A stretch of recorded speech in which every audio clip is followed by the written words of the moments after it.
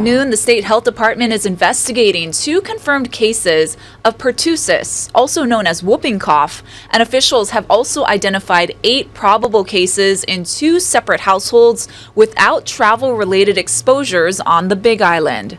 DOH says both households have school-aged children that attend local schools, but are in geographically distinct areas of the island.